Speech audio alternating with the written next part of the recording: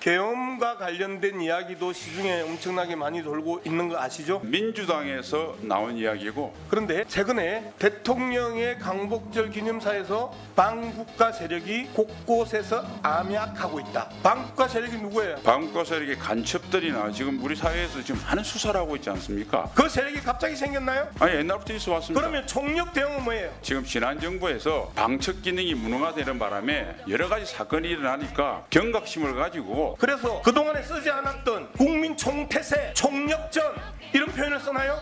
표현을 얼마든지 쓸 수 있지 않습니까?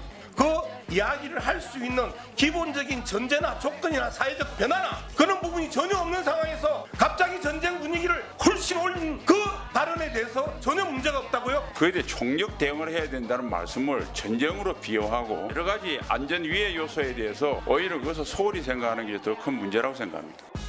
이명훈 후보자가 군과 국민의 동의 없이 계엄이 있을 수 없다 이렇게 얘기했었는데 12.12 5.18 때는 군과 국민의 동의가 있었습니까? 군과 국민의 동의가 있었던 계엄이 있었습니까? 하나 더, 1980년대는 계엄이 있을 만큼 우리나라가 후진국이었습니까?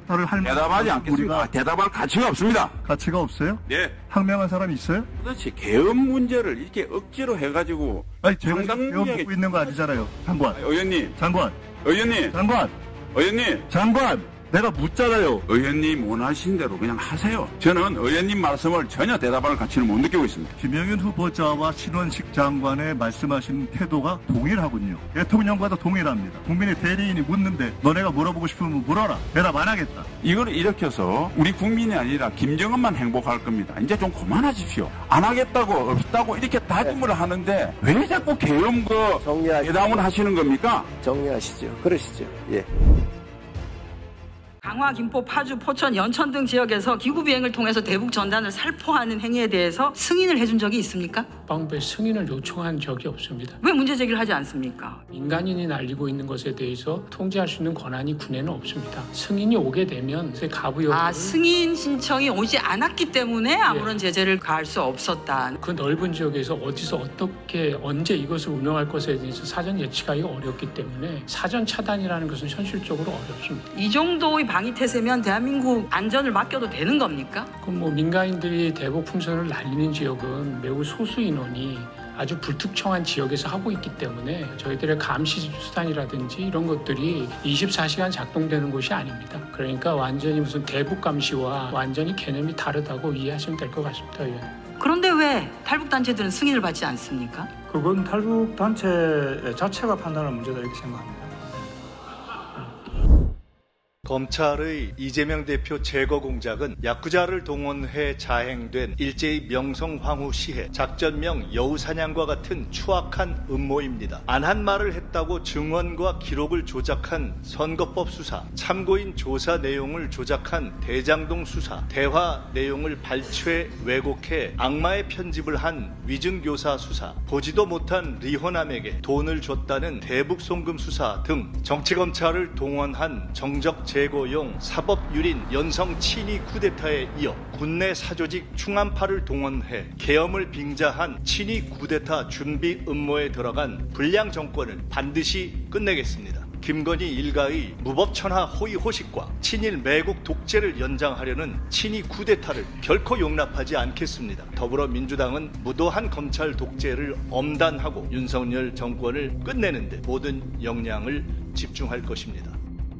대북전단 풍선 날리는 거 좀 중단했다 그랬잖아요. 네. 당분간. 자, 그러면 이제 다시 보낼 건가요? 계속 보내야죠. 납북자가 최승민 대표님 저한테 엄청 부탁해서요. 국군포로 납북자들이 송환과 생사 확인을 하는 건 국가의 책무다. 그래서 이건 꼭 보내야 되겠다 해서 최승민 대표님 도와주기로 했습니다. 11월부터 3월까지는 바람 방향 때문에 안 보내왔죠, 지금까지. 그렇습니다. 북서풍이 일부니까. 봄이 되면 다시 바람이 남동풍으로 바뀌지 않습니까? 아마 4월부터. 4월부터 본격적으로 또 보낼 수 있다 이 얘기인 거죠. 법 위반이 될 경우에도 감수하고 다시 보내겠다는. 김정은이 계속 보내면은 김정은부터 법 지키라 해야 될 겁니다. 아니 그러니까 본인한테 물어보는 거예요. 지인한테. 네. 법 위반을 감수하고라도. 김정은이 멈추지 않는 한 핵과 믹사이로 우리 대한민국 국민을 공갈 협박하고. 아니 잠깐만요. 그러니까 북한 이민에 대한 살육을 멈추지 않는 한 우리 대북전단은 계속 2천만 북한 동포들에게 갈 겁니다. 본인이 법이 위반이 되더라도 그럼 감수하고 보내겠다 그 얘기죠? 감옥에 가도 괜찮습니다. 한번 들어보십시오. 매일 10시간씩 들어야 한다고 하면 어떠실까요? 10월 4일날 박상학 씨 강화에 와서 쌀 보냈거든요. 그거 막아주셨으면 좋겠습니다. 페트병으로 북한에 보내는 거 말씀하시는 네. 거죠? 저희 애들이 오늘도 저렇게 오면 엄마 그러면 내일부터 이 방송 안 들을 수 있는 아니 그런 얼른 저 소리 안 듣고 진짜 평화로운 다시 저의 일상으로 돌아갔으면 좋겠어요.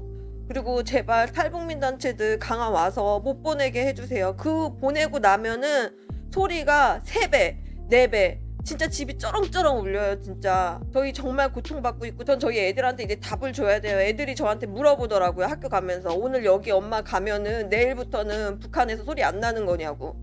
진짜 도와주세요. 트럼프 대통령이 당선됐어요. 우크라이나 전쟁을 끝내겠다고. 한국의 윤석열 대통령은 살상무기나 국군을 파병하겠다. 그러면 나 트럼프 행정부에 대해서 반대하나? 반미 정권인가? 이렇게 오해할 수도 있어요. 이 부분에 대해서 조율을 해야 되고 조율하기 전에 불쑥불쑥 먼저 얘기하는 것은 우리 국익에 매우 안 좋다고 생각하고 우리 안보에도 안 좋다고 생각해요. 이 선거 결과를 알 수 없을 때 그렇게 했던 전략이다 하더라도 탄력적으로 수정해야 되는 거 아니겠어요? 많은 참고가 될 것 같고요. 잘 새기겠습니다. 그리고 새로운 어떤 신행정부와의 그런 어떤 문제를 조율해 나가면서 해 나가도록 그렇게 하겠습니다. 그리고 또 하나요. 트럼프 대통령이 대선 선거운동 기간 내내 김정은과의 친분을 과시했어요. 북한과의 접촉을 대한민국 정부를 패싱하고 그렇게 할 수도 있어요. 그 또한 우리 대한민국으로서는 엄청난 손실일 수 있거든요. 위원장님 말씀에 동의하고요. 그런 문제가 안 생기도록 긴밀하게 협의하겠습니다. 그렇습니다. 그래서 우크라이나 전쟁에 살상무기 보내겠다, 파병하겠다 이런 부분은 전략적 수정을 빨리 하시는 게 좋을 것 같아요. 예. 우크라이나 참관단 관련해서 말씀 여쭙겠습니다. 해외 파병 업무 훈령을 근거로 개인 단위 파병을 허용한다라고 국방부 말씀하고 계시죠? 네. 그런데 요건이 있습니다. 첫째, UN 지역 안보기구 특정국의 요청에 따라. 두 번째, 요청이 있다 하더라도 UN PKO 및 다국적 평화 유지 활동의 임무를 수행하기 위해서만 가능하다고. 이 요건 훈령 2조와 4조에 안 맞는 거예요. 참관단은 파병으로 볼 수가 없다. 파병이 되려면요 일정한 지휘 체계를 갖춘 국군 부대라는 전제가 있습니다. 근데 참관단은 그냥 전문가들로 소수로 구성된 전문가 집단입니다. 그 소수 인원들이 단기간 하게 돼 있고 무장을 안 하고 있습니다. 요청에 의한 게 아니라 우리의 필요에 의해서 보낸 것이죠. 그래서 이건 파병하고는 상관없는 것이다. 그럼에도 불구하고 이걸 개인 파병이다 라는 말씀이 계셔서 굳이 그렇다면 저기 보시면요 2항에 UNPKO 다국적군 평화유지활동 등의 임무를 수행하기 위해로 돼 있지 않습니까? 그것만 하는 게 아닙니다. 등의 임무입니다. 그 등의 임무에 이게 포함이 될 수가 있답니다. 참관단 파견이. 등을 가지고 5만 걸 다 넣을 수가 있습니까? 5만 건 아닙니다. 네, 5만 건 아니고요. 평화유지활동을 합니다. 네. 평화유지 활동이 아닌 것이 등에 들어가지고 이 평화 전투부대 모든 것이 이 등에 들어갈 수 있다고 해석하는 순간 완전히 위헌이죠. 노무현 대통령께서 계실 때 5번의 조사단을 보냈습니다. 그 조사단 보낼 때 국회 허락을 받았습니까? 안 받았지 않습니까? 행정부의 고유 권한으로 보낸 거거든요. 이 참관단도 어떻게 보면 행정부의 권한을 가지고 할 수 있는 부분입니다.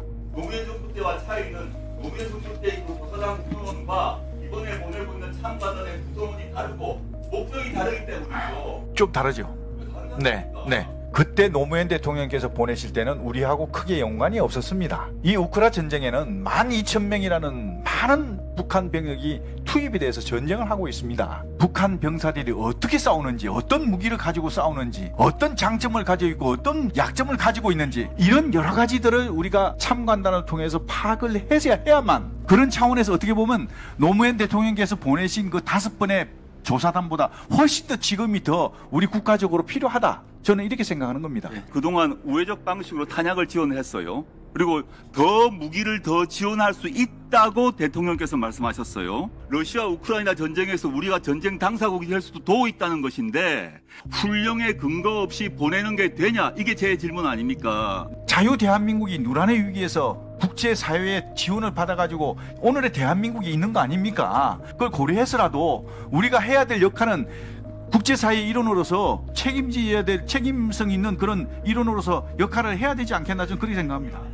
요청이 없어도 보내는 거니까 파병이 아닙니까? 그게 아니고 요청이 없는데도 불구하고 우리의 필요에 의해서 우리의 필요에 의해서. 그렇습니다. 그러면 그것은 침략이라고 국제적으로 판단할 겁니다. 요청이 없는데 교전 지역에 쌍방이 싸우고 있는데 우리가 보내면 침략이라고 간주돼서 위험한 거죠. 북한 1만 2천 명이 있는데 우리도 가서 봐야 될 거 아니냐? 북한과 우리는 정전 상태에 있어요. 우크라이나에 가서 자칫 잘못 붙어버리면 교전 상태로 만드는 겁니다. 그래서 안 된다는 겁니다. 우크라이나 전쟁을 왜 이 한반도로 끌어들이느냐 하는 지적을 하는 이유를 지금까지도 장관은 못 알아들으시는 거예요. 답답합니다. 요청도 없는데 가면 침략으로 오해받을 수 있다라고 말씀하시는데요. 침략을 하는 사람이 무장도 안 하고 가겠습니까? 우크라이나나 그 나토에 다 양해를 구하고 가기 때문에 침략으로 뭐 오해받을 일은 크게 없을 것 같다 하는 설명을 드리고요.